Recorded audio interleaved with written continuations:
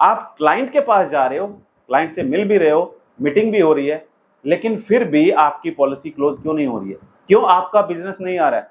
जबकि बाकी दूसरे इंश्योरेंस एडवाइजर है, उनका तो हर महीने बिजनेस आ रहा है, वो हर साल एमडीआरटी कर रहे हैं, लेकिन ऐसा आपके साथ ही क्यों हो रहा है? आज इस वीडियो में हम जानने वाले हैं, क्योंकि आप अपने क्लाइंट के पास जाकर क्लाइंट से वो 7 सवाल नहीं करते हो, जो 7 सवाल आपको करने चाहिए ताकि आपका बिजनेस क्लोज हो, ताकि आपकी डील क्लोज हो और आप एमडीआरटी, सीओटी, टीओटी करें। आज इस वीडियो में हम पूरा कवर करने वाले हैं। नमस्कार दोस्तों, मैं अमित त्यागी, स्वागत है आपका हमारे YouTube चैनल पर।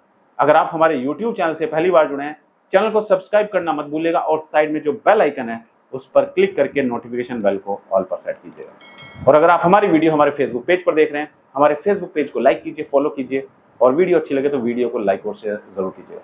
आइए शुरू करते हैं वीडियो को। और सबसे पहले हमें समझना जरूरी है दोस्तों कि सभी इंश्योरेंस एडवाइजर जो रात दिन मेहनत करते हैं, जिन्होंने इंश्योरेंस इंडस्ट्री को इसलिए ज्वाइन किया कि जो आप काम कर रहे हो, जिस कंपनी में आप काम कर रहे हो, वहां से आपको सैलरी मिले, लेकिन वो सैलरी इतनी ज्यादा नहीं है कि आपके घर का पूरा खर्चा वो उठा ले।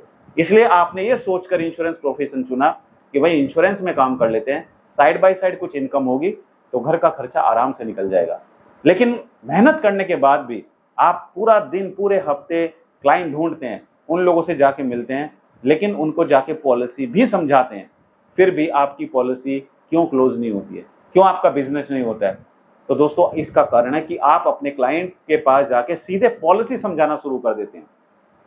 आप अपनी फाइल खोलते हैं और पॉलिसी समझाना शुरू कर देते हैं कि सर ये पॉलिसी है। क्लाइंट कहता है नहीं, मुझे ये पॉलिसी पसंद नहीं है, तो आप दूसरी पॉलिसी बताने लगते हैं।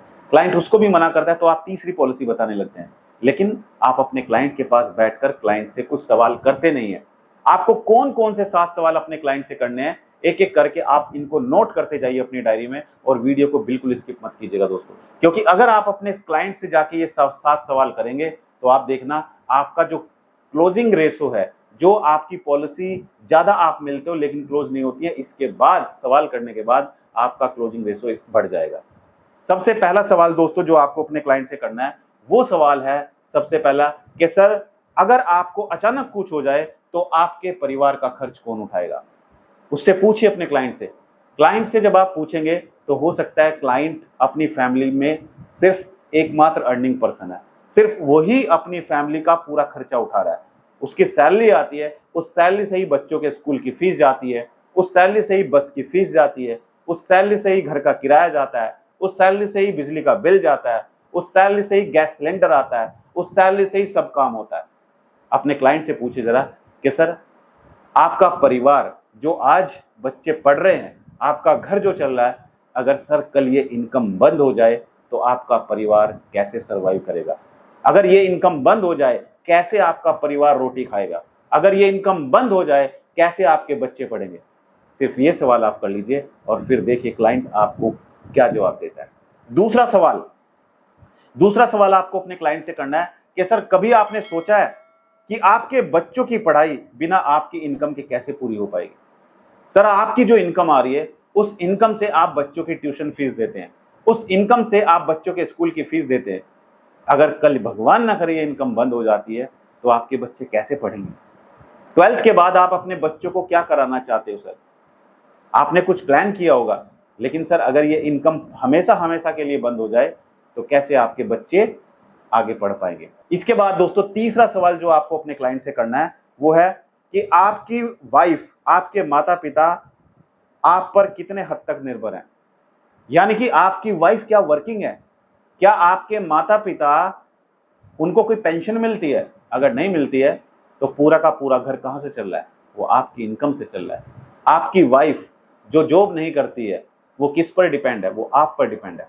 आपके बूढ़े माता पिता, उनको कोई पेंशन नहीं मिलती है, उनको खाने के लिए रोटी चाहिए होगी, लेकिन सर ये रोटी तब मिलेगी जब आपकी इनकम होगी।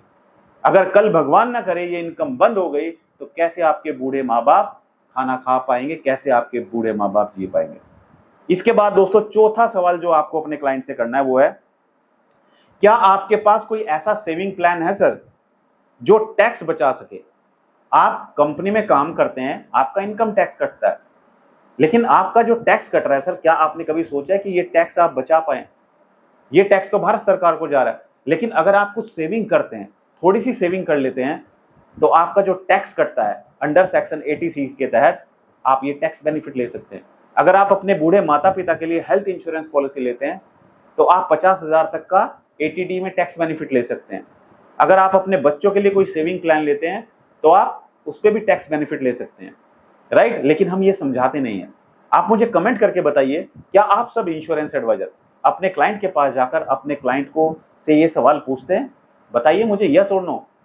अगर आप चाहते हैं कि हम इसी तरीके से आपको और भी इंफॉर्मेटिव वीडियो देते रहें तो आप कमेंट कर दीजिए कि आप किस टॉपिक के बारे में वीडियो चाहते हैं, हम आपको उस टॉपिक के बारे में वीडियो बनाकर देंगे। नेक्स्ट दोस्तों, 5वां सवाल अगर आपको अपने क्लाइंट से करना है तो वो है कि सर अगर किसी बीमारी या दुर्घटना के कारण आप काम करने लायक न रहें तो आपकी इनकम कैसे चलेगी? सर आज आप काम कर रहे हो लेकिन सर समय का कुछ पता नहीं है। आज तो हम ठीक ठाक है, लेकिन कल भगवान ना करे रोड पे चलते चलते एक्सीडेंट हो जाता है और हम परमानेंट डिसेबल हो जाते हैं। हम परमानेंट डिसेबल हो जाते हैं, काम करने की स्थिति में नहीं रहते हैं, तो सर कैसे काम चलेगा, कैसे घर चलेगा? सर कंपनी बैठे बिठाए पैसा नहीं देगी कि हम कंपनी में नहीं जा रहे हैं और कंपनी हमें सैलरी पे करती जा रही है, कंपनी नहीं देगी। तो सर क्या हमने इसका कुछ प्रोविजन किया हुआ है कि भाई कल अगर भगवान ना करे कोई क्रिटिकल इलनेस बीमारी, कोई गंभीर बीमारी आ जाए या हम परमानेंट डिसेबल हो जाएं तो इस टाइम पर हमें फाइनेंशियल सपोर्ट की जरूरत पड़ती है, तो क्या आपके पास कोई ऐसा प्रोविजन है? बताइए सर। आप तो रोज कंपनी में जाते हैं अपने ऑफिस में, अगर एक दिन की अब्सेंट भी हो जाए तो उस दिन की सैलरी कंपनी काट लेती है। अगर सोचिए अगर 3 महीने, 2 महीने या 6 महीने तक आप ऑफिस में ना जाएं तो ये 6 महीने का खर्चा कैसे चलेगा? छठा सवाल जो आपको अपने क्लाइंट से करना है वो है, क्या आपने कभी अपने जीवन की ह्यूमन लाइफ वैल्यू निकाली है? सर हम गाड़ी खरीदने जाते हैं तो गाड़ी की वैल्यू पूछते हैं जाके कि भाई कितने की गाड़ी है। सर हमें लैपटॉप खरीदना है तो हम जाते हैं शोरूम पे और पूछते हैं भाई ये वाला मॉडल कितने का और ये वाला मॉडल कितने का है। सर मोबाइल खरीदना है तो चेक करते हैं ना सर कि ये मोबाइल हमारे बजट में है कि नहीं है। लेकिन सर क्या कभी आपने सोचा है कि आपकी क्या वैल्यू है, आपकी ह्यूमन लाइफ वैल्यू क्या है? आप सर जिस एडवाइजर को भी बुला रहे हो उस एडवाइजर को ये कैलकुलेशन आनी चाहिए कि आपकी ह्यूमन लाइफ वैल्यू क्या है। आपको इंश्योरेंस की जरूरत तो है 1 करोड़ की और कोई अनट्रेंड इंश्योरेंस एडवाइजर आके आपको सिर्फ 10 लाख के इंश्योरेंस कवर देके चला जाता है, तो क्या सर वो सफिशिएंट है? यह समझना जरूरी है कि जो हम इंश्योरेंस कवर ले रहे हैं क्या वो हमारे परिवार के लिए सफिशिएंट है या नहीं है। इसीलिए जरूरी है सर आपको अपनी ह्यूमन लाइफ वैल्यू कैलकुलेट करना। और दोस्तों नेक्स्ट सवाल, जो 7वां सवाल आपको अपने क्लाइंट से करना है वो है, अगर आप नहीं हैं यानी कि आपकी गैर मौजूदगी में आपकी फैमिली को हर महीने पेंशन मिलती रहे, क्या आप चाहेंगे? सर आज तो आप हैं लेकिन कल अगर आप नहीं हैं तो आपके ना रहने पर आपके छोटे छोटे बच्चे हैं उनको स्कूल फीस के लिए हर साल पैसा मिले, आपकी वाइफ को हर साल रेगुलर इनकम मिलती रहे, पेंशन मिलती रहे, क्या आप चाहेंगे सर? और उसका जवाब होगा हाँ बिल्कुल। इसके बाद वो खुद बोलेगा कि भाई आपने मेरी आंखें खोल दी, आप मुझे कोई ऐसा इंश्योरेंस प्लान बताओ जिसमें ये सारी प्रॉब्लम्स दूर हो जाएं, और फिर उसके बाद जाके आप प्लान बेचना शुरू करना। और हम गलती क्या करते हैं, हम जाते हैं क्लाइंट के पास और बैठते ही क्लाइंट कहता है बताओ अपना प्लान क्या है, और आप प्लान बताना शुरू कर देते हो। मेरे पास सर HDFC लाइफ का ही प्लान है, सर मेरे पास LIC की जीवन लक्ष्य पॉलिसी है, सर मेरे पास LIC का जीवन उमंग प्लान है। और क्लाइंट कहता है और बताओ, चलो ठीक है ये मैंने समझ लिया, और प्लान बताओ। फिर आप एक प्लान, फिर दूसरा प्लान, फिर तीसरा प्लान, इस तरीके से प्लान बताते जाते हैं। और फिर क्या होता है, बाद में क्लाइंट कहता है कि चलो ठीक है मैं फैमिली में डिस्कस करके बताऊंगा, और वो कभी आपको कॉल नहीं करता है। तो यही कारण है दोस्तों कि आप मीटिंग तो करते हैं, आप क्लाइंट से जाके मिलते तो हैं, लेकिन आप अपने क्लाइंट से कोई सवाल नहीं करते हैं।